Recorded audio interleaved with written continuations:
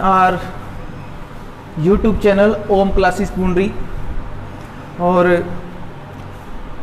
आप सभी के लिए एक विशेष सूचना कि आज हम जो टॉपिक स्टार्ट कर रहे हैं वो एक नया टॉपिक रहेगा और इस टॉपिक के अंदर हम वो सारी चीज़ें कवर करते चलेंगे जो अब तक आप लोगों को किसी ने ना बताई हो शायद, तो उन कुछ अनछुए पहलुओं को, कुछ अननोटिस चीज़ों को जो आप लोगों को नहीं बताई गई या आपने जानने की कोशिश नहीं करी, आज हम वो सारी चीज़ें कवर करेंगे इस वीडियो के अंदर। तो चलिए अनाउंस कर देते हैं आज का जो हमारा टॉपिक रहेगा वो हमारी जो क्लास 10th है, क्लास 10th के अंदर एक टॉपिक है finite and non finite verb. अभी हमारा जो टॉपिक चल रहा है वो वर्ब का ही चल रहा था। इससे पीछे भी आपने वर्ब के बारे में ही पढ़ा था, वर्ब सेंटेंस के बारे में। अब जो वर्ब है आप इसको एक ओशियन मानिए, आप इसकी कंपैरिजन एक ओशियन के साथ कर सकते हैं। जिस तरीके से आप ओशियन के अंदर जितना नीचे जाओगे, जितना गहरा जाओगे, उतना ही आपको ज़्यादा सीखने को मिलेगा। तो मैं ये कह सकता हूं कि जितना आप डीप में जाओगे वर्ब के, उतना ही आपको इसकी गहराई और ज़्यादा मिलेगी। चलिए आज का जो हमारा टॉपिक है हम उसको एक बार स्टार्ट कर लेते हैं, finite and non finite verb. Verb के बारे में आपने बहुत सारी चीज़ें पहले भी पढ़ ली हैं। जैसे जब हमने वर्ब स्टार्ट किया था तो हमने इसके बहुत सारे टाइप आपको बताए थे ओरली। जैसे कि आपको बताया था एक्शन वर्ब,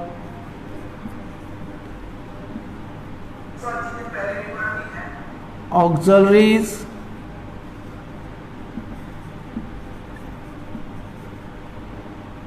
ट्रांजिटिव, इंट्रांजिटिव,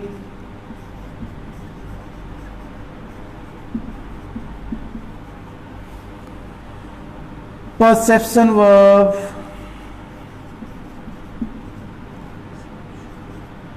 तो ये कुछ चीजें हैं जो हम पहले भी डिस्कस कर चुके हैं। जिसमें एक्शन वर्ब जो है हमारी, इसको हम मेन वर्ब भी कह रहे हैं, और जो ऑक्सिलरीज होते हैं उनको हम हेल्पिंग वर्ब मानते हैं। जिसमें आपके पास दो प्रकार के ऑक्सिलरीज होते हैं, एक प्राइमरी ऑक्सिलरीज होते हैं, एक मोडाल ऑक्सिलरीज होते हैं। ये चीजें भी हम ऑलरेडी डिस्कस कर चुके हैं। तो और ट्रांजिटिव, इंट्रांजिटिव, ये भी आपके साथ मैं पहले शेयर कर चुका हूं कि जो ट्रांजिटिव होती है उसके अंदर ऑब्जेक्ट होता है। जो वर्ब ट्रांजिटिव होगी उसमें वो ऑब्जेक्ट होगा, और जो इंट्रांजिटिव होगी उसके अंदर ऑब्जेक्ट नहीं होगा। परसेप्शन वर्ब्स ऐसे वर्ब्स होते हैं ना तो वो एक्शन के लिए डिनोट किए जाते, ये किस चीज को डिनोट करते हैं, ये डिनोट करते हैं आपकी स्टेट ऑफ माइंड को, जिसमें आप कोई काम नहीं कर रहे। जैसे आप थिंकिंग कर रहे हैं, आप बिलीविंग कर रहे हैं, आप लोगों को कोई चीज फील हो रही है, तो ऐसी चीजों को एक्सप्रेस करने के लिए हम कुछ परसेप्शन वर्ब्स यूज करते हैं। ये चीजें हम डिस्कस कर चुके हैं। तो ये कौन सी नई वर्ब आ गई आज, finite and non finite verb. आज हम इसको डिस्कस कर लेते हैं एक बार।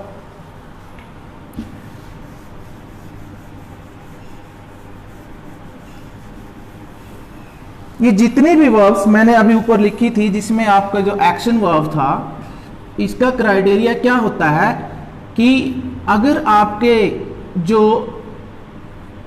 सब्जेक्ट हैं सिंगुलर में है या प्लूरल में है, अगर सब्जेक्ट सिंगुलर है या प्लूरल है तो उसके अकॉर्डिंग जो आपकी वर्ब है, एक्शन वर्ब जो है, उसका फॉर्म चेंज हो जाएगा। वर्ब का फॉर्म चेंज हो जाएगा। सपोज कीजिए कि हमने कोई वर्ब ली, सुजेस्ट या ड्रिंक। अगर आपका सब्जेक्ट सिंगुलर है और वो टेंस जो है आपका प्रेजेंट इंडेफिनिट टेंस है और आप उसको सिंगुलर सब्जेक्ट के साथ यूज कर रहे हैं, तो हम उसको बोलते हैं ड्रिंक्स। इस वर्ब को हम क्या बोलेंगे, ड्रिंक्स। लेकिन अगर वो आपकी वर्ब प्लूरल हो जाए, सॉरी आपका जो सब्जेक्ट है वो प्लूरल हो जाए, तब आपने इस एस को हटा देना है। तो इसका मतलब है कि जो ये वर्ब्स हैं, ड्रिंक्स है या सुजेस्ट है, ये अपना फॉर्म चेंज कर रही हैं सब्जेक्ट के नंबर के अकॉर्डिंग। सब्जेक्ट का नंबर सिंगुलर है तो ये भी क्या होंगी, सिंगुलर, और अगर प्लूरल है तो ये भी प्लूरल हो जाएंगे। इसका मतलब है कि इनका जो पैटर्न है वो चेंज हो जाता है according to the person, according to the subject of the sentence. चलिए अब हम फाइनाइट एंड नॉन फाइनाइट को डिस्कस करेंगे।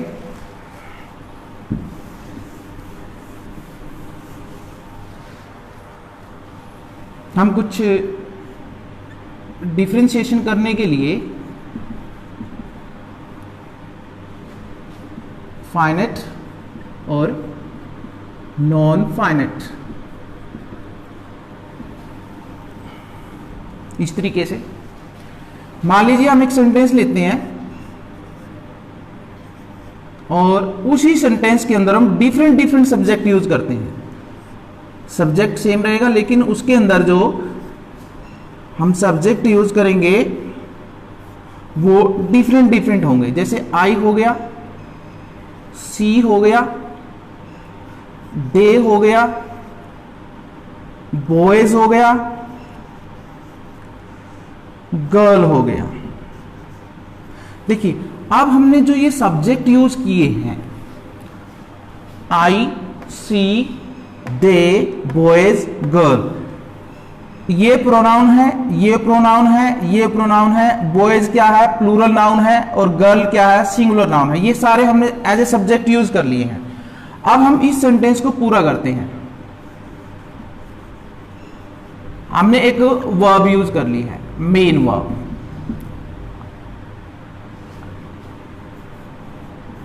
और हमने लिखा आई लाइक प्ले। इसी तरीके से यही वर्ब और यही इसका ऑब्जेक्ट हमने सी के साथ यूज करना है। She likes play, she likes play, they like play, boys like play and girl likes play। मैं पसंद करता हूं खेल को, वह पसंद करती है खेल को, वे पसंद करते हैं खेल को, और लड़के पसंद करते हैं खेल को, लड़की पसंद करती है खेल को। अब आपने एक चीज ऑब्जर्व करी होगी, इन सारे जो वर्ड्स यानी कि जो मेन वर्ब आपने यूज कर रखे हैं, इसमें कहीं तो हमने उसको प्लूरल सेंस में यूज कर रखा है, सारे के सारे जो सेंटेंसेज हैं वो प्रेजेंट इंडेफिनिट टेंस में है। कहीं तो हमने लाइक यूज किया हुआ है, कहीं लाइक्स, फिर लाइक, फिर लाइक और फिर लाइक्स। ऐसा क्यों हुआ? ऐसा इसलिए हुआ क्योंकि ये जो वर्ब हमने पहले ही इंडिकेट कर दी है फाइनेट। और फाइनेट वर्ब कौन सी होती है? फाइनेट वर्ब वो वर्ब होती है जिसके अंदर जो वर्ब होती है वो आपके सेंटेंस के अंदर जो सब्जेक्ट आपने यूज किया है, जो पर्सन आपने यूज किया है, वो उसके नंबर के ऊपर डिपेंड करती है। अगर वो सिंगुलर है तो चेंज होकर के वो सिंगुलर ही रहेगी, सिंगुलर हो जाएगी। और अगर आपका सब्जेक्ट प्लूरल है तो वर्ब आपकी प्लूरल हो जाएगी। यानी जो वर्ब, जिस वर्ब के ऊपर सब्जेक्ट के नंबर या पर्सन का प्रभाव पड़ता है और उसके अकॉर्डिंग ही वो चेंज हो जाती है, तो उसको हम कहते हैं फाइनाइट वर्ब। अब ऐसा ही तो हो रहा है हमारे सेंटेंसेस में। अब जैसे हमारे पास ये सब्जेक्ट है, इसको हम प्लूरल मान रहे हैं, तभी तो हमने इसको प्लूरल वर्ब के साथ यूज किया है। ये सिंगुलर मान रहे हैं, सी सिंगुलर है तो ये वर्ब भी क्या है, सिंगुलर होगी। प्लूरल से क्या होगी, सिंगुलर। दोबारा फिर हमने प्लूरल सब्जेक्ट यूज किया दे। जब हमने प्लूरल सब्जेक्ट दे यूज किया तो इसके साथ वर्ब का फॉर्म भी चेंज हो गया और ये भी क्या हो गई, प्लूरल। अब दोबारा से फिर हमने सब्जेक्ट के तौर पे नाउन को ले लिया। नाउन हमारा सब्जेक्ट हो गया बॉयज, और बॉयज क्या है, प्लूरल, तो प्लूरल के साथ फिर वर्ब हमारी क्या होगी, प्लूरल। अब गर्ल क्या है, गर्ल एक नाउन है और एज ए सब्जेक्ट यूज किया है, और गर्ल जो है वो सिंगुलर है, यानी कि जो सब्जेक्ट है आपका वो सिंगुलर है और वर्ब फिर से क्या हो जाएगी आपकी, सिंगुलर। तो इट मींस क्या है कि जब आप लोग किसी सेंटेंस के अंदर ऐसे सब्जेक्ट को यूज करते हैं, सॉरी एक ऐसी वर्ब को यूज करते हैं जो सब्जेक्ट के अकॉर्डिंग चेंज होती रहती है, सब्जेक्ट के अकॉर्डिंग। देखिए आई सब्जेक्ट था लाइक हो गया, सी सब्जेक्ट था लाइक्स हो गया, दे सब्जेक्ट था लाइक हो गया, बॉयज है फिर लाइक हो गया, और गर्ल है तो फिर से लाइक्स हो गया। यानी वर्ब चेंज हो रही है, किसके अकॉर्डिंग चेंज हो रही है, सब्जेक्ट के नंबर के अकॉर्डिंग। तो हम इसको कहेंगे फाइनाइट वर्ब। इट मींस अगर हम इंग्लिश में इसको डिफाइन करें तो कैसे कहेंगे, a verb that changes according to the number और the tense of the sentence. हम ये कह सकते हैं कि वो वर्ब जो पर्सन के यानी कि सब्जेक्ट के नंबर के अकॉर्डिंग या टेंस के अकॉर्डिंग चेंज हो जाए उसको हम बोलते हैं फाइनाइट वर्ब। तो ये सारे कौन से वर्ब हो गए, इन सबको हम क्या कहेंगे, फाइनाइट वर्ब। ये सारे फाइनाइट वर्ब हो गए। चलिए अब नॉन फाइनाइट क्या होता है, नॉन का मतलब क्या होता है, नहीं, यानी कि जो चीज फाइनाइट नहीं है। नॉन का मतलब होता है नहीं, नेगेटिव सेंस में।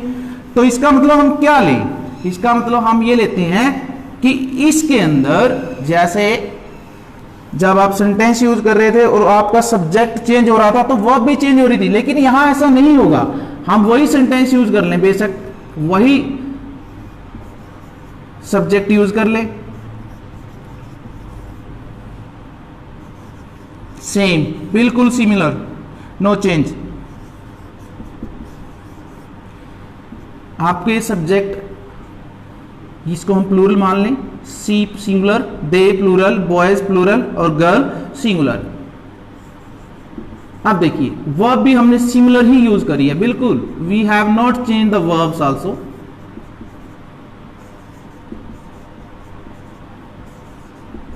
फाइनाइट के अंदर क्या था कि हमारे पास जो वर्ब्स थे वो चेंज हो रहे थे, अभी भी ये तो चेंज हो रहे हैं, लेकिन अब हमने यहां से स्टडी करना है, यहां से। इसमें देखिए आपके पास आई है, सी है, दे है, बॉयज है, गर्ल है। तो कहने का मतलब क्या है कि आपके सब्जेक्ट जो है वो चेंज हो रहे हैं, उनके नंबर चेंज हो रहे हैं, कभी वो सिंगुलर हो रहे हैं और कभी वो प्लूरल हो रहे हैं। आगे इस पार्ट के बाद आपके पास एक वर्ब है, प्ले। वहां पर जो प्ले था वो एक नाउन था, और यहां पर जो वर्ब है अब वो किस फॉर्म में आ गई है, ये जो प्ले वर्ड है अब वर्ब के फॉर्म में आ गया, पहले नाउन के फॉर्म में था। जब ये वर्ब है तो आप देखिए हमारे पास यहां कोई बदला, जो पहले लिए थे वही हमने अब लिए हैं, कोई नहीं बदला उनमें से, सब के सब वही हैं। अब आई जो है उसके साथ भी लाइक टू प्ले हम यूज कर रहे हैं, सी जो है सी के साथ लाइक्स टू प्ले, इसमें अगर चेंज होता तो इस तरीके से हो जाती है, भी यहां पर एस नहीं हुआ। दे लाइक टू प्ले, इसमें भी ऐसे ही यूज किया, बॉयज लाइक टू प्ले और गर्ल्स लाइक टू प्ले। तो कोई भी वर्ब चेंज नहीं हो रही है। जब वर्ब चेंज नहीं हो रही है, सब्जेक्ट चेंज हो रहे हैं, सब्जेक्ट के नंबर चेंज हो रहे हैं, लेकिन वर्ब वही का वही है, जिस तरीके से आपने पहले सेंटेंस में पहले सब्जेक्ट के साथ यूज किया था वही का वही है, सेम, कुछ भी चेंज नहीं हो रहा है। तो जब चेंज नहीं हो रहा है, वर्ब में कोई चेंज नहीं हो रहा है, वर्ब की फर्स्ट फॉर्म प्लूरल फॉर्म में आ रही है, तो हम उसको क्या कहते हैं, नॉन फाइनाइट वर्ब। तो ये हमारी हो गई नॉन फाइनाइट वर्ब। ये तो सब्जेक्ट यानी कि पर्सन बेस पे था। अब हम टेंस बेस पे करेंगे कि टेंस बेस पे नॉन फाइनाइट वर्ब क्या होती है।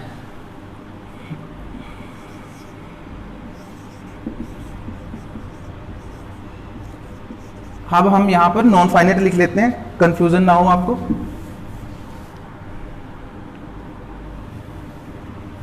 अब दोनों साइड में हमारे पास नॉन फाइनाइट ही है, फॉर्म में है, ठीक है। वर्ब जो है वो सेकंड फॉर्म में है, सब्जेक्ट सेम है, अब टेंस चेंज हो गया है, टेंस चेंज होने के बाद वो पास्ट इंडेफिनिट में चला गया, फिर से हमारे पास सब्जेक्ट वही है लेकिन टेंस दोबारा से फिर चेंज हो गया है, यानी कि अब हमारे पास वर्ब की फर्स्ट फॉर्म है। यहां वर्ब के चेंज होने के बाद यानी प्रेजेंट से पास्ट में जाने के बाद भी एक चीज हमारे पास अभी भी अनचेंज्ड है, उसमें कोई डिफरेंस नहीं आया, लाइक्ड हो या लाइक हो, लेकिन यहां पर जो टू प्ले था वो अब भी टू प्ले है और लाइक होने के बाद भी ये टू प्ले है।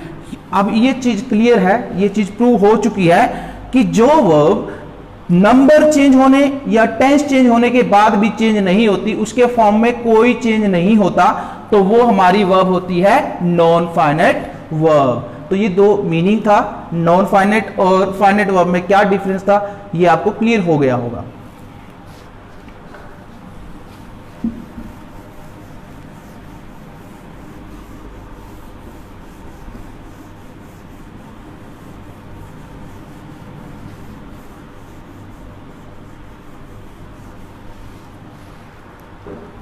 अब हम थोड़ा सा नॉन फाइनाइट को डिटेल में करेंगे।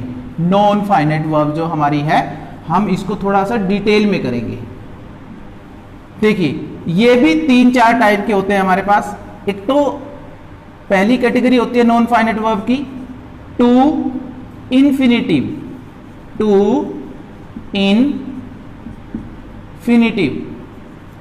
दूसरी कैटेगरी जो होती है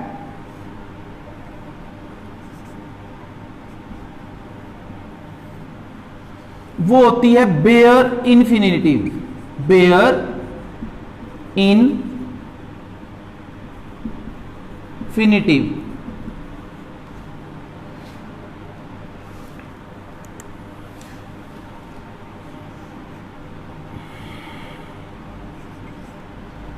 और तीसरी होती है पार्टिसिपल,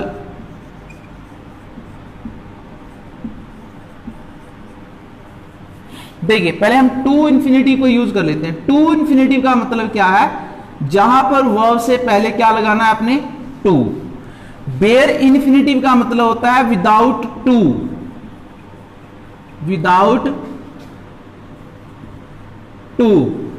और पार्टिसिपल के आगे प्रेजेंट पार्टिसिपल, पार्ट है इसके, प्रेजेंट पार्टिसिपल, पास्ट पार्टिसिपल,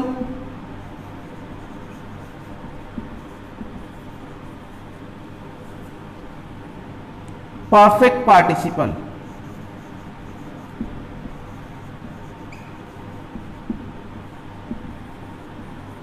और चौथा है जीरंट, जीरंट। अब देखिए हम सबसे पहले टू इन्फिनिटिव का यूज करेंगे कि टू इन्फिनिटिव को आप लोगों ने कैसे यूज करना है सेंटेंसेस में, इससे रिलेटेड एरर कैसे आती हैं, या इस टाइप के अगर सेंटेंसेस आते हैं तो आप उनको कैसे अप्लाई करोगे इस रूल को टू इन्फिनिटिव के उन सेंटेंसेस के अंदर। एक बार दोबारा से देख लीजिए, जो नॉन फाइनाइट वर्ब है वो किन किन फॉर्म में आ सकती है, to infinitive, bare infinitive, participle और जीरेंट के फॉर्म में। इनको हम थोड़ा सा लेटर ऑन डिस्कस करेंगे, लेकिन आज का जो हमारा स्पेशली हमारा जो फोकस रहेगा वो इन्फिनिटिव और बेयर इन्फिनिटिव के ऊपर रहेगा।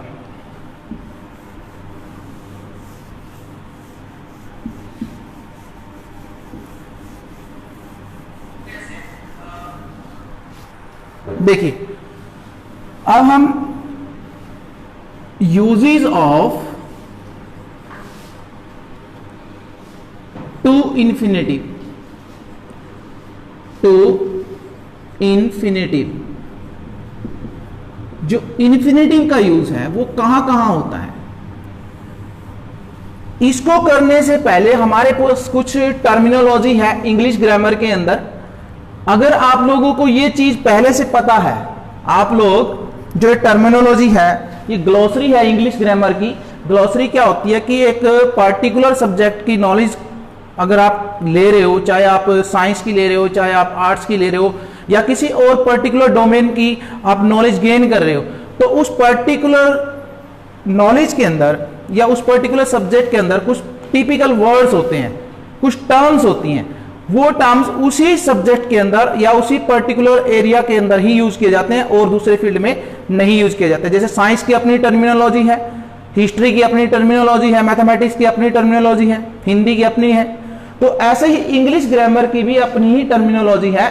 और ये चीज अगर आपको पहले से पता होगी तो आपको ये चीज समझने में फिर दिक्कत नहीं आएगी। तो पहले थोड़ा सा इसको करने से पहले हम ये जो टर्मिनोलॉजी है इसको थोड़ा डिस्कस कर लेते हैं कि ये क्या होते हैं, इनके मीनिंग क्या होते हैं। देखिए अगर मैं ये कहूं कि टू इन्फिनिटी को एज आ सब्जेक्ट यूज करना है, एज आ सब्जेक्ट,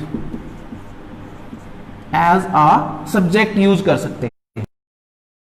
का मतलब क्या होता है, अगर आपको सब्जेक्ट का मतलब पता होगा तभी तो आप इस टर्म को समझ पाओगे।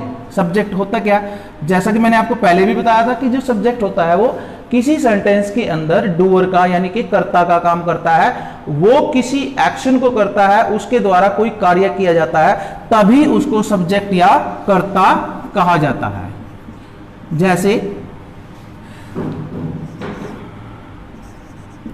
I sing a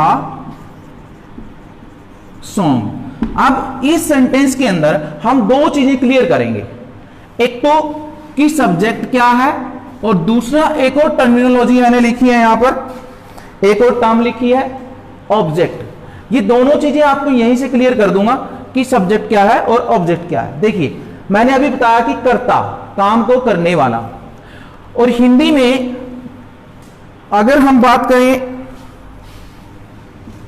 इसका काउंटर पार्ट होता है कर्म, कर्ता कर्म। तो ये आपका सब्जेक्ट है, तो ये क्या है आपका कर्म। तो जो काम करता है उसको हम सब्जेक्ट या कर्ता कहते हैं, यानी इसके अंदर एक काम हो रहा है, वो एक्शन है सिंग, यानी गाना गाना। काम कौन कर रहा है? आई, तो आई क्या हो गया? सब्जेक्ट। आई क्या हो गया? सब्जेक्ट। अब इस काम को रिसीव कौन कर रहा है? रिसीवर कौन होता है? जो काम का, जिसके ऊपर काम का प्रभाव पड़े, जिसके ऊपर काम का प्रभाव पड़े। अब जो काम हो रहा है उसका प्रभाव किसके ऊपर पड़ रहा है? असोम के ऊपर। तो इसमें असोम क्या हो गया? ऑब्जेक्ट। आपको हिंदी में पता होना चाहिए कर्म, कर्म को कहते हैं ऑब्जेक्ट। ये हमारा कर्म हो गया। तो अब आप लोग जैसे इसमें आई सब्जेक्ट है, इसी तरीके से टू इंफिनिटिव को कैसे सब्जेक्ट के तौर पे यूज कर सकते हैं? जैसे काम आई ने किया ऐसे ही काम टू भी कर सकता है। वो कैसे? जैसे हम एक सेंटेंस लेते हैं, और एक बात हमेशा ध्यान रखें, जब भी आप लोग टू का यूज करेंगे उसके बाद टू के दो मीनिंग होते हैं। अभी हम सिर्फ इन्फिनिटिव की सेंस में टू का मीनिंग बता रहे हैं आपको, प्रेपोजिशन के तौर पे नहीं कर रहे हैं। तो टू को सिर्फ इन्फिनिटिव की सेंस में ही आप पढ़ें अभी, उसके बाद जब प्रेपोजिशन का पार्ट आएगा तो फिर टू को हम थोड़ा सा डिटेल में करेंगे। टू, इसके बाद हमेशा वर्ब का फर्स्ट फॉर्म आना चाहिए, और वो वर्ब का फर्स्ट फॉर्म हमेशा प्लूरल फॉर्म में होना चाहिए। It should be in plural form, not in singular form. ये ना हो कि आपने टू तो यूज कर दिया लेकिन टू के बाद आप वर्ब की फर्स्ट फॉर्म के साथ उसका सिंगुलर फॉर्म, यानी कैसे उसको फॉर्म दे रहे हैं? एस और ईएस के साथ। एस और ईएस आपने कभी भी पुट नहीं करना टू के बाद। तो अब हम इसको आई की तरह सब्जेक्ट के तौर पे यूज कैसे करें, आइए देखिए।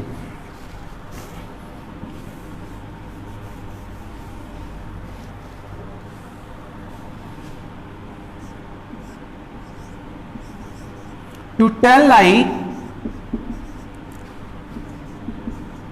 is not in my nature, in my nature। ये हमारे पास एक सेंटेंस हो गया। अब इसमें वर्ब क्या है? टेल। लाई क्या है? एक नाउन। इज क्या है? एक helping verb, auxiliary, primary auxiliary. Not एक निगेटिव एडवर्ब है। इन प्रेपोजिशन है माई। माई क्या है? माई एक प्रोनाउन है, या आप इसको पॉजेसिव एडजेक्टिव भी कह सकते हैं, पॉजेसिव प्रोनाउन भी कह सकते हैं। और नेचर, नेचर फिर से कोई नेमिंग वर्ड है, यानी कि ये भी क्या है? नाउन है। तो अब हम देख लेते हैं कि टू को हमने एज ए सब्जेक्ट, काम किसने किया? बताना। काम करने वाला कौन है? टू। तो टू टेल वर्ब होगी आपकी ये एक्शन वर्ब, ये हो गई आपकी एक्शन वर्ब। तो यहां पर जब टू से to in the beginning sentence के हो, in the beginning of the sentence, if you get to with the plural form of the verb, तो हम क्या कहेंगे कि हमने टू को, यानी टू इन्फिनिटिव को एज अ सब्जेक्ट यूज किया है। टू टेल, यहां पर वो काम करने वाला है, यानी कौन है? कर्ता। तो जब ये करता है तो ये इसमें क्या हो गया? As a subject. समझ में आ गया होगा आपको? I think it is clear to you. Okay, चलिए मूव करते हैं ऑब्जेक्ट की ओर।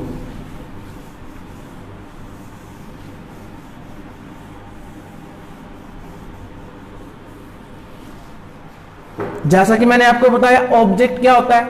ऑब्जेक्ट होता है उस काम को रिसीव करने वाला एजेंट, या व्यक्ति कहे या आप उसको कुछ भी कहें, उस काम को रिसीव करने वाला, यानी कि उसके ऊपर ही प्रभाव पड़ेगा। जो काम होगा उसके ऊपर प्रभाव पड़ेगा जो काम हो रहा है। तो उसको हम कहते हैं ऑब्जेक्ट। जैसे अब इस टू को ही हम ऑब्जेक्ट के तौर पे कैसे यूज कर सकते हैं, इन्फिनेटिव को।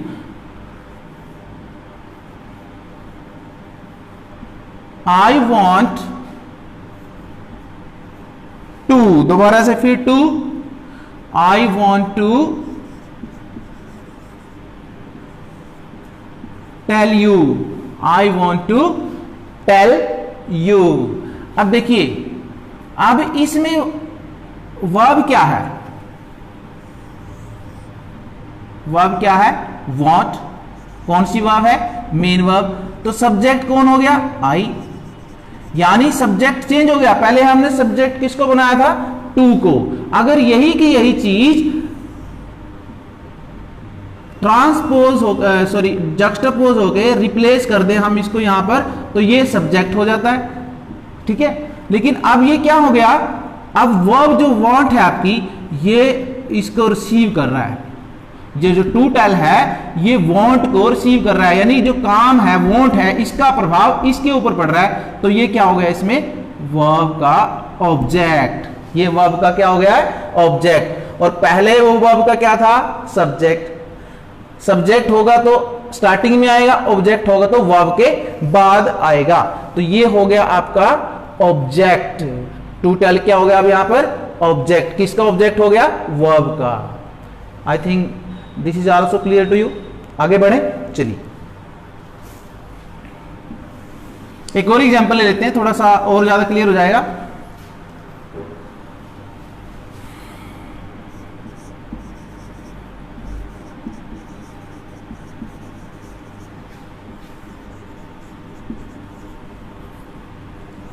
The teacher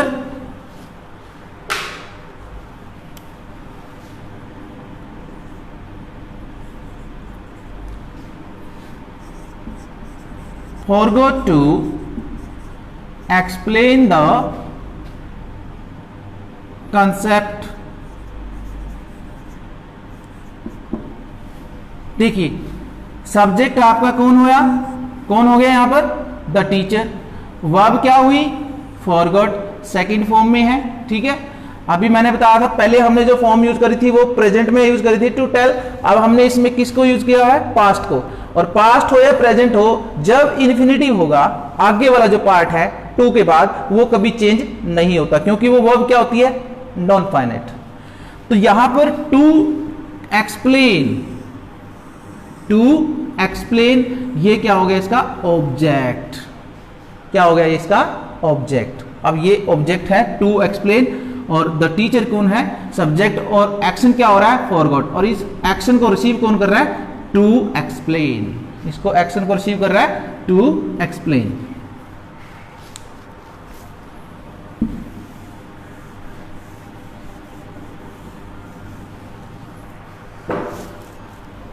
अगली टर्म देखिए, object of the verb. Object of the verb,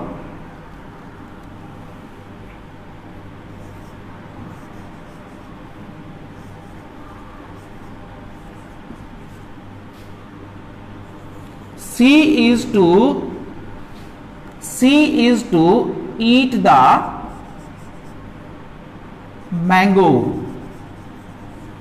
अब इसमें वर्ब क्या है, is, और इसका ऑब्जेक्ट कौन हो गया, फिर वही जिस तरीके से आपने अभी पहले किया था, टू ईट। तो ये आपका ऑब्जेक्ट हो गया, object of the verb.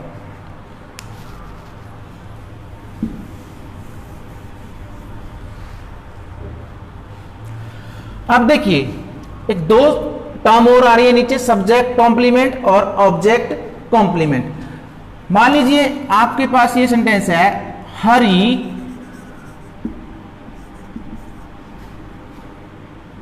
is a good boy। My mother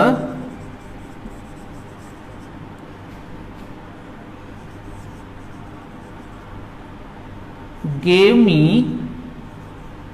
a book।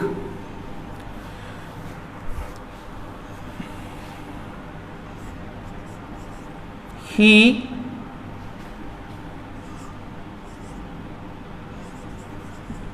Beaten me. अब हमारे पास 3 टाइप के सेंटेंसेस हो गई। पहला है Hari is a good boy. Complement क्या होता है, पहले तो आपको पता होना चाहिए कॉम्प्लीमेंट क्या होता है। कॉम्प्लीमेंट होता है जो वर्ब का कंप्लीट कर दे meaning.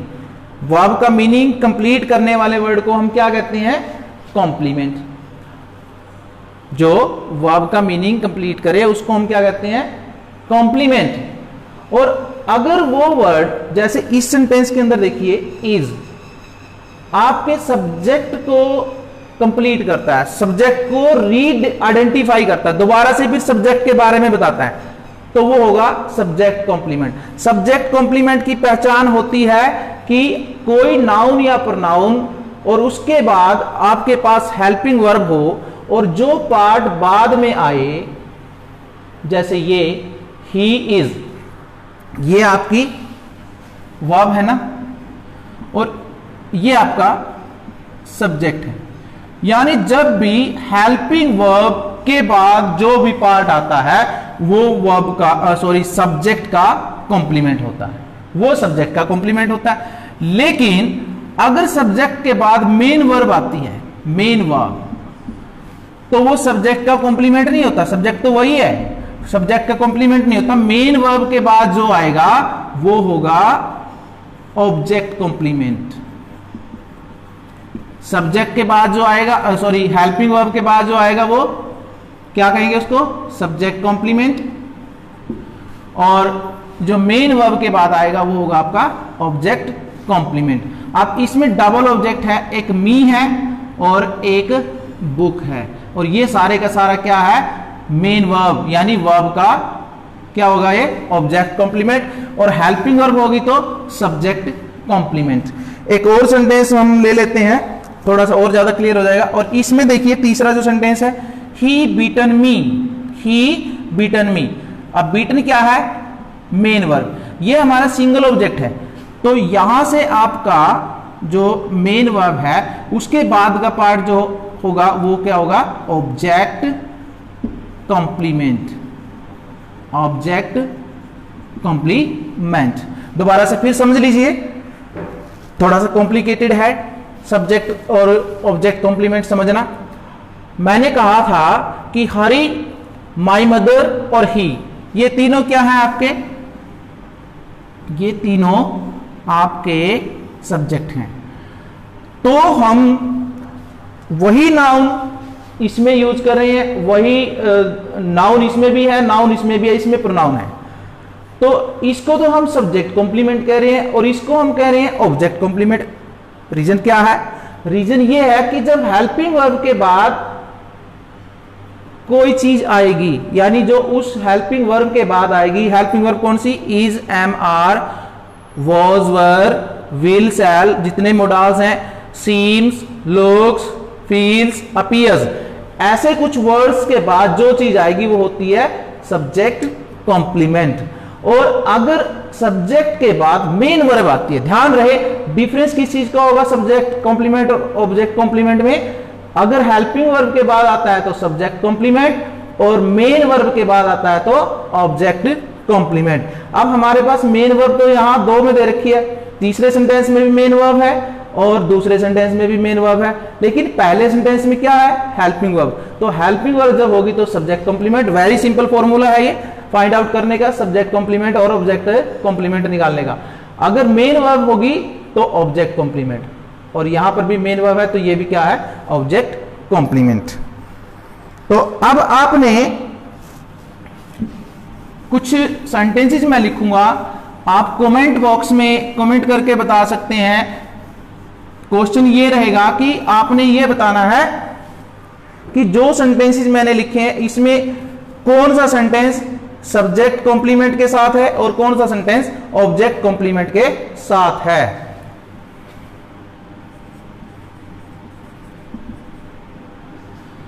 Sachin was a gifted player।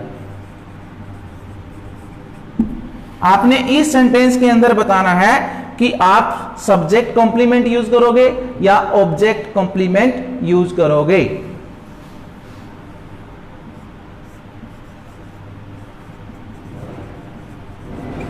The teacher found the boy sleeping. The teacher found the boy sleeping. Again, I shall write 3 sentences for you.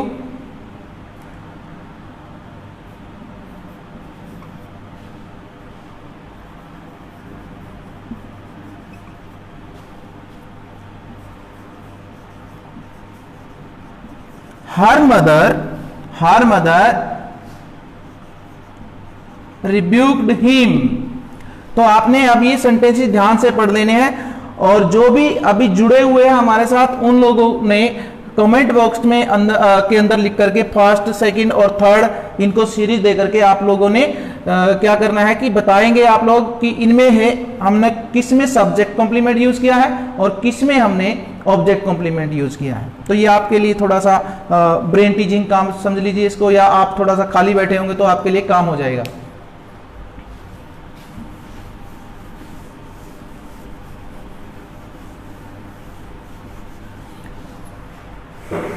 उसके बाद हमारे पास as object complement of the adverb, जो to infinitive होता है हम कुछ adverbs use करते हैं। जैसे आपने क्लॉजेस किए थे ना, हाउ, व्हेन,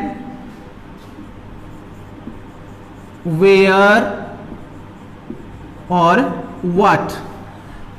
यहां पर लिखा हुआ है कि जो टू इन्फिनेटिव है इसको हम as object complement of the adverb भी यूज कर सकते हैं, कि इनके कॉम्प्लीमेंट के तौर पे भी यूज कर सकते हैं। सबसे बड़ी चीज ये है, ऑब्जेक्ट कॉम्प्लीमेंट के तौर पे जब आप इसको यूज करोगे टू को, तो ये हमेशा कहां आएगा? बीच में, पहले नहीं आएगा। पहले आएगा तो क्या हो जाएगा? एज ए सब्जेक्ट हो जाएगा।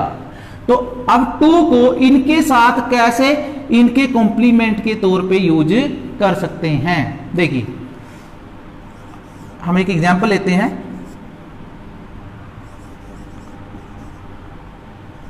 आई डोंट नो हाउ, ठीक है, एडवर्ब होगी। How to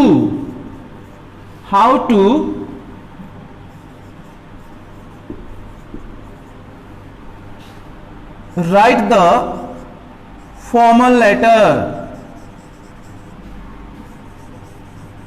how to write the formal letter। देखिए ये आ गई आपका टू इन्फिनेटिव, और जो हाउ एडवर्ब है इसके कॉम्प्लीमेंट के तौर पे ये काम कर रहा है। अब इन्फिनेटिव कैसे है ये? आप यहां पर कोई भी वर्ब यूज कर लीजिए, प्रेजेंट में कर लीजिए जैसे अभी प्रेजेंट में है, पास्ट में कर लीजिए या फ्यूचर में कर लीजिए, कोई भी वर्ब यूज कर लीजिए, कोई भी टेंस चेंज कर लीजिए, यहां पर टू राइट ही आएगा, यहां पर कोई बदलाव नहीं होगा, और ये एडवर्ब का कॉम्प्लीमेंट के तौर पे काम करेगा। यहां पर सपोज करो कि हम यहां पर इसी सेंटेंस के अंदर आई को चेंज करके ही यूज कर लें। अब क्या बदलाव होगा? Now we will have to change the verb of the sentence also. He doesn't, अब यहां पर हम क्या करेंगे? ही डजंट क्यों यूज किया? क्योंकि सब्जेक्ट चेंज हो गया। सब्जेक्ट चेंज होने के बाद वर्ब भी चेंज हो गई। तो सब्जेक्ट चेंज होने के बाद अगर वर्ब भी चेंज हो जाती है, लेकिन यहां कोई फर्क ना पड़े, इसमें कोई बदलाव ना हो, तो हम क्या कहेंगे कि हम टू इन्फिनेटिव का यूज कर रहे हैं। और टू इन्फिनेटिव का यूज कर रहे हैं तो हम कौन सी वर्ब का यूज कर रहे हैं? नॉन फाइनाइट वर्ब का। कौन सी वर्ब का? नॉन फाइनाइट वर्ब का। तो इनके एक दो एग्जांपल और देख लेते हैं। अभी हम इनके कॉम्प्लीमेंट के तौर पे टू इन्फिनेटिव का यूज कर रहे हैं। she didn't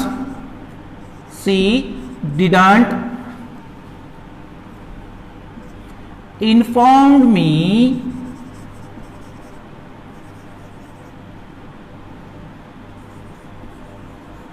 when to come। दोबारा फिर से वही चीज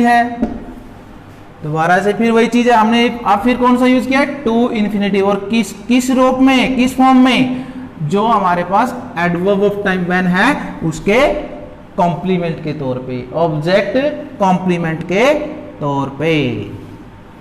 तो मेरे ख्याल से अब आपको ये चीज अच्छे से क्लियर हो गई होगी कि यहां पर भी हम क्या यूज करते हैं, to.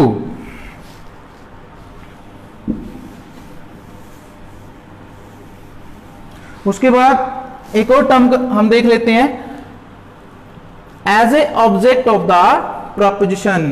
As a object of the preposition, आपको मैंने जीरेंड बताया था थोड़ी देर पहले। जीरेंड में हम क्या करते हैं, हम किसी भी वर्ब की फर्स्ट फॉर्म के साथ आईएनजी प्लेस करके, यानी वर्ब की फर्स्ट फॉर्म के साथ आईएनजी प्लेस करने के बाद हमारे पास क्या हो जाता है, जीरेंड। लेकिन जीरेंड में और जो आप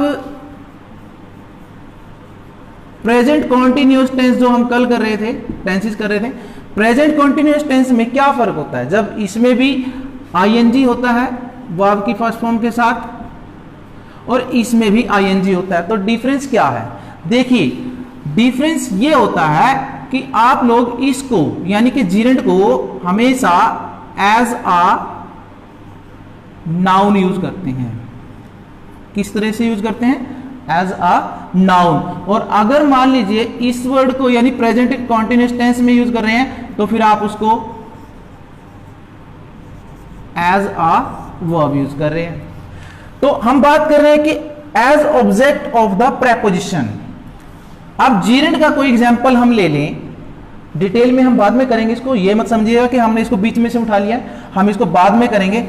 हमें सिर्फ प्रेपोजिशन के ऑब्जेक्ट के तौर पे कैसे हम जीरेंड को यूज करते हैं, या सिर्फ ये टर्म समझाना चाहते हैं आपको कि प्रेपोजिशन का ऑब्जेक्ट क्या होता है, जस्ट ये चीज समझाना चाहते हैं। वो अभी हम टू इन्फिनेटिव की बजाय वो जीरेंड से समझा रहे हैं आपको, हम इसको डिटेल में भी करेंगे। देखिए हम कहें I am fond of,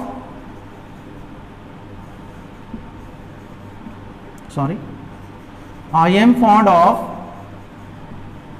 listening old songs. देखिए ये हो गया प्रेपोजिशन, ये आपका क्या हो गया,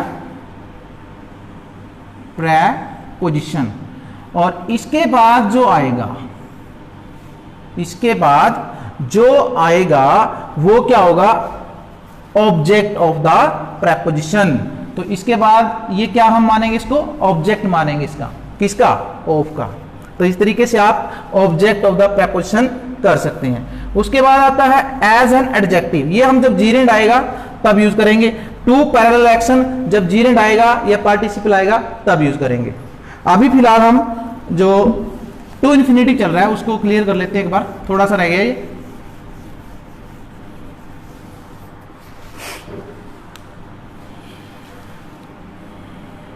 जैसे आप लोग एडजेक्टिव जब करते हैं तो एडजेक्टिव के बहुत सारे टाइप आपने किए होंगे जब आप अर्लियर क्लासेस में थे। उनमें से एक एडजेक्टिव होता है ऑर्डिनल, ऑर्डिनल एडजेक्टिव। दोबारा से आपको रिमाइंड करवा रहा हूं, ऑर्डिनल एडजेक्टिव होता क्या ये, जैसे हम नंबर्स को लिखते हैं ऐसे 1 2 3 4, काउंटिंग नंबर। काउंटिंग नंबर जब हम लिखते हैं तो ऐसे एडजेक्टिव को हम बोलते हैं कार्डिनल। क्या बोलते हैं, कार्डिनल।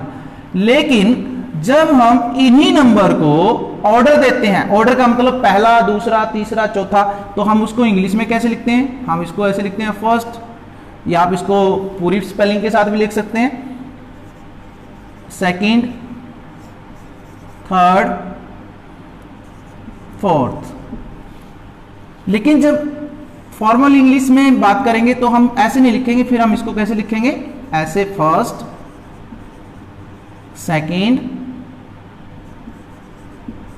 थर्ड और फोर्थ, फिर हम इसको इस तरीके से लिखेंगे। तो हम बात कर रहे थे कि जब कार्डिनल एडजेक्टिव की बजाय ऑर्डिनल एडजेक्टिव किसी सेंटेंस के अंदर आता है तो टू इन्फिनेटिव का यूज कैसे करना है। टू इन्फिनेटिव का यूज फिर हम ये आपका इसमें शायद मेंशन है, नहीं इसमें मेंशन नहीं है, तो हम इसको वैसे ही कर लेते हैं। तो ये ऑर्डिनल एडजेक्टिव के ऑब्जेक्ट के तौर पे भी यूज हो सकता है। ऑर्डिनल एडजेक्टिव के ऑब्जेक्ट के तौर पे कैसे, जरा एक सेंटेंस देख लेते हैं। You are the first, you are the first, तो ये क्या है यहां पर, ये आपको ऑर्डिनल एडजेक्टिव दे रखा है, ऑर्डिनल एडजेक्टिव दे रखा है। अब इसके बाद मैंने कहा कि आप इसको ऑर्डिनल एडजेक्टिव के ऑब्जेक्ट के तौर पे, किसको, टू इन्फिनेटिव को, you are the first to submit your assignment.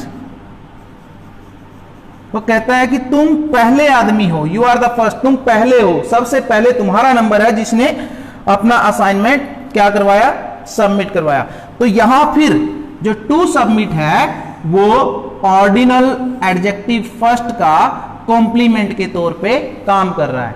जो टू सबमिट है वो ऑर्डिनल एडजेक्टिव के किसके तौर पे काम कर रहा है, ऑब्जेक्ट के, ऑर्डिनल एडजेक्ट के, ऑर्डिनल एडजेक्टिव के सॉरी ऑब्जेक्ट के तौर पे काम कर रहा है।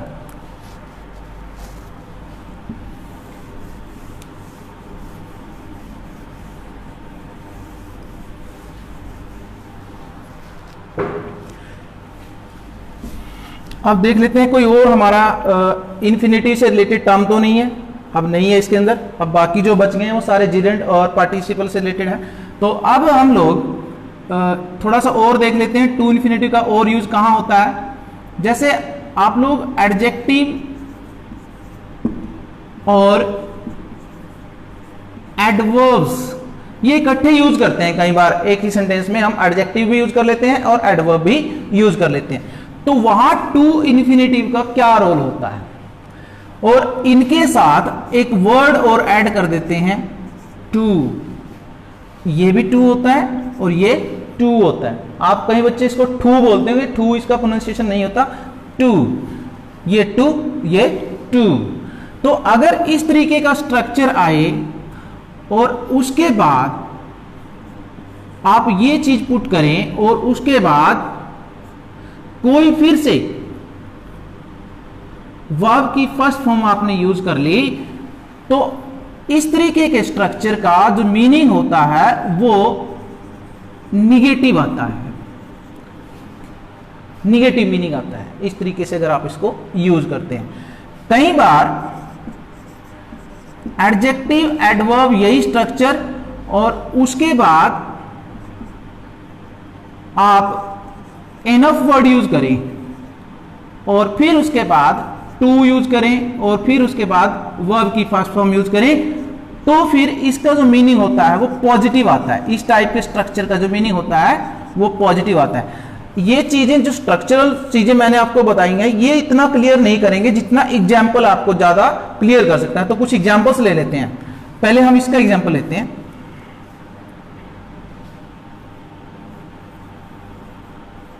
रामा टू, मैंने भी बताया था ना too, Rama is to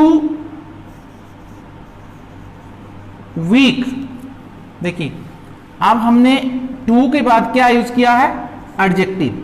to के बाद क्या यूज किया है, एडजेक्टिव। इस वीक का मतलब क्या होता है, कमजोर। और ये किसी को मॉडिफाई कर रहा है, यानी किसी की विशेषता बता रहा है। किसकी विशेषता बता रहा है, रमा की, कि रमा इतनी कमजोर है टू, दोबारा से फिर टू इन्फिनेटिव यूज करना है, और टू इन्फिनेटिव में हम वर्ब कौन सी यूज करते हैं हमेशा, वर्ब की first form, to walk. Rama इतनी कमजोर है कि वो चल नहीं सकती। कहीं आपको नॉट दिख रहा है इसके अंदर, डू नॉट दिख रहा है, डज नॉट दिख रहा है, हैज नॉट दिख रहा है, नहीं दिख रहा। तो फिर नेगेटिव मीनिंग कैसे आया, जब भी टू के साथ टू ये कॉम्बिनेशन आए, टू के साथ टू, तो आपका जो सेंटेंस है वो हमेशा नेगेटिव मीनिंग देगा। जैसा इस सेंटेंस में दे रखा है, Rama is too weak to walk, Rama इतनी कमजोर है कि वो नहीं चल सकती। तो ये जो स्ट्रक्चर है ये हमेशा नेगेटिव की सेंस देने के लिए ही यूज किया जाता है। तो यहां पर भी आपके पास अब क्या आ गया है, टू इन्फिनिटिव। अब ये स्ट्रक्चर देख लेते हैं नीचे वाला।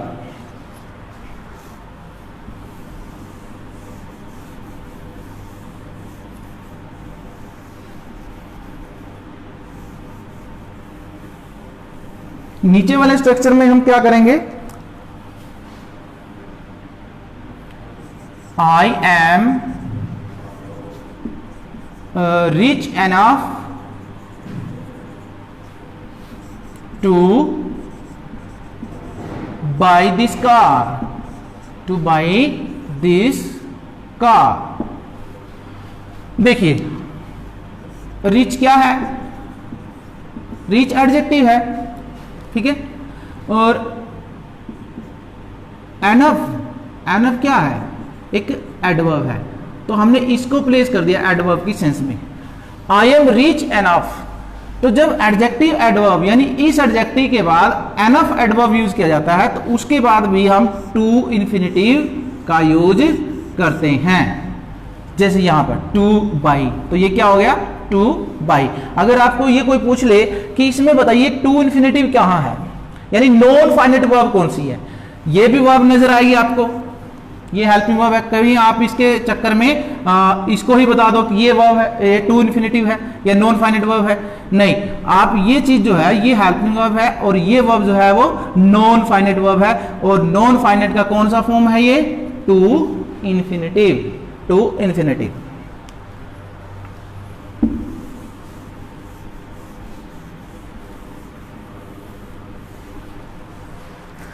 एक और स्ट्रक्चर होता है हमारे पास जहां पर हम टू इन्फिनिटिव का यूज करते हैं। टू इन्फिनिटिव का जो यूज है वो मल्टीपल है।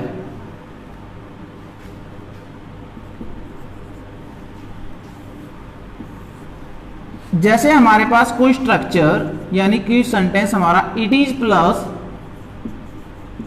एडजेक्टिव से स्टार्ट होता है, इट इज प्लस एडजेक्टिव से स्टार्ट होता है, तो वहां पर भी हम टू इन्फिनिटिव का मतलब क्या होता है कि टू के बाद आपने वर्ब की फर्स्ट फॉर्म यूज करनी है और साथ में वो प्लूरल भी हो, उसका नंबर भी क्या हो, प्लूरल, वो सिंगुलर में ना हो।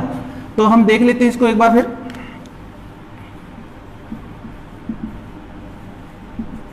It is difficult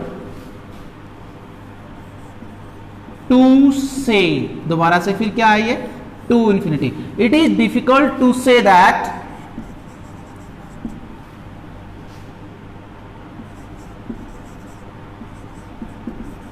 who will win the match, who will win the match। तो अब तक हमने जो कुछ भी किया टू इन्फिनिटिव के बारे में, जो कुछ भी हमने आपको बताया उसमें कोई ज्यादा डाउटफुल चीजें नहीं है। लेकिन डाउटफुल चीजें क्या होती हैं, डाउटफुल चीजें वहां होती हैं जहां पर आप लोगों को किसी ना किसी चीज को लेकर के डाउट होता है। अब जो टू इन्फिनिटिव है, अगर एग्जाम के पॉइंट ऑफ व्यू से इसकी बात करें तो हम क्या करते हैं, अक्सर टू के बाद या तो वर्ब की फर्स्ट फॉर्म के साथ एस या ईएस लगा देते हैं, जो कि गलत होता है, या हम टू के बाद वर्ब की फर्स्ट फॉर्म के साथ आईएनजी लगा देते हैं, ये भी गलत होता है। जबकि टू के बाद सिर्फ दो ही सिचुएशन ऐसी होती हैं जहां टू के बाद आप लोग वर्ब की फर्स्ट फॉर्म के बाद आईएनजी प्लेस कर सकते हो, या तो यूज टू के साथ, किसके साथ, यूज टू के साथ, और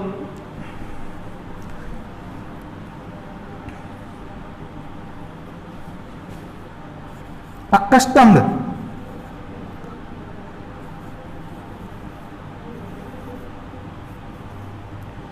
या फिर इसके साथ आप ये स्ट्रक्चर यूज कर सकते हो।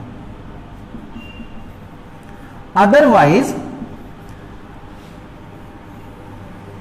कहीं पर भी टू के साथ आपको आईएनजी देखने को नहीं मिलेगा। अगर आप टू के साथ आईएनजी यूज कर सकते हो तो सिर्फ ये दो स्ट्रक्चर ऐसे हैं, यूज टू और अकस्टम टू, जहां पर आप वर्ब की फर्स्ट फॉर्म के साथ आईएनजी यूज कर सकते हैं। मेनली, मैंने क्या कहा, मेनली ज्यादातर इन्हीं को यूज किया जाता है, कुछ और आईएनजी का यूज देखते हो, बहुत ज्यादा यूज देखने को मिलता है इनके साथ।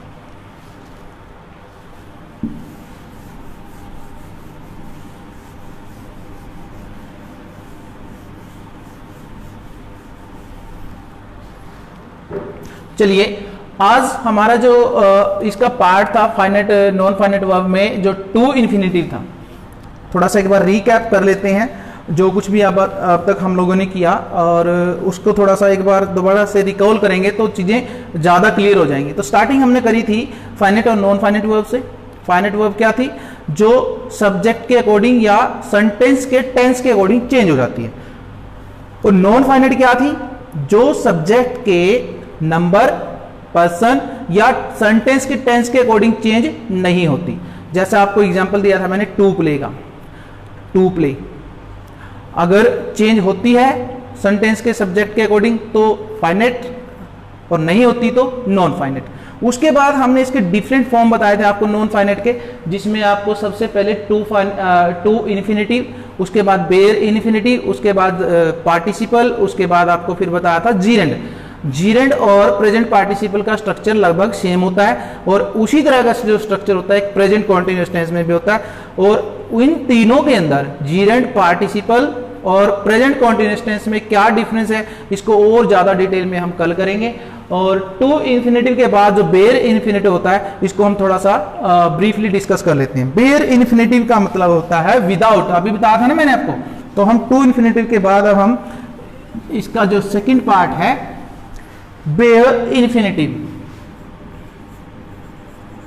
Bear infinitive. अभी तो आप सिर्फ ये चीज देख रहे थे, ये चीज आप सुन रहे थे कि टू कहां यूज करना है, टू के साथ वर्ब की फर्स्ट फॉर्म यूज करेंगे तो टू इन्फिनिटिव हो जाएगा।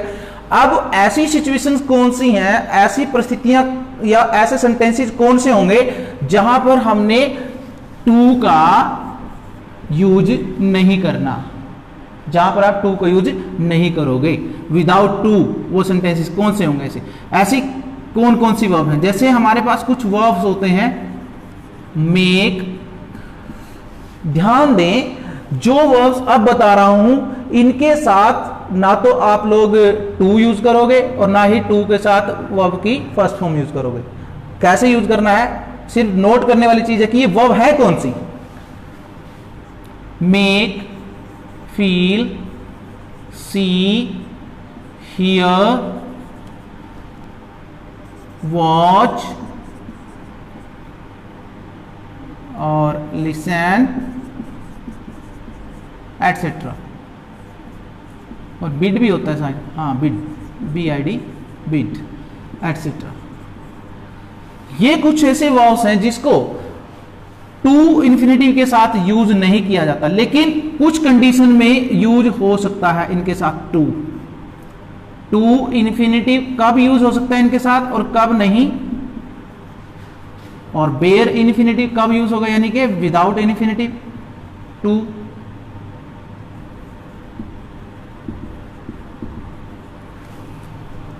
टू इन्फिनिटिव इनके साथ तब यूज होगा जब ये पैसिव वॉइस में हो। इन वर्ब्स को हमने किस में यूज किया हो, पैसिव वॉइस में। और बेयर इन्फिनिटिव कब यूज होगा, जब ये चीजें यानी कि ये वर्ब्स एक्टिव वॉइस में हो। आपने सुना होगा दो टाइप के वॉइसेस आपने करे हैं 5वीं 6ठी क्लास में, 7th क्लास में भी पढ़े होंगे आपने। तो ये जो वॉइस है ये डिपेंड करेगा कि आप लोग ये वर्ब जो यूज कर रहे हैं पैसिव वॉइस में यूज कर रहे हैं या एक्टिव वॉइस में यूज कर रहे हैं। चलिए हम एक दो एग्जांपल देखते हैं।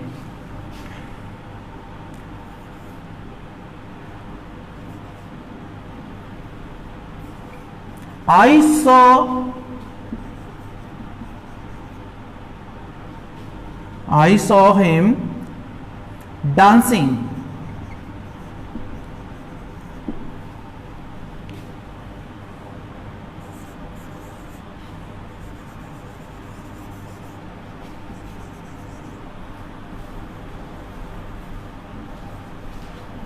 You hear me singing.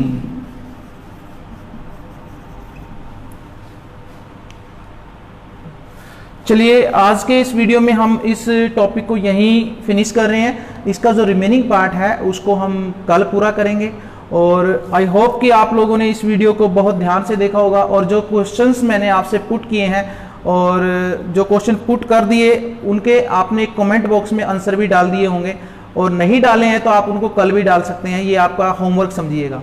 तो आज की इस वीडियो में इतना ही, मिलते हैं कल नई वीडियो के साथ।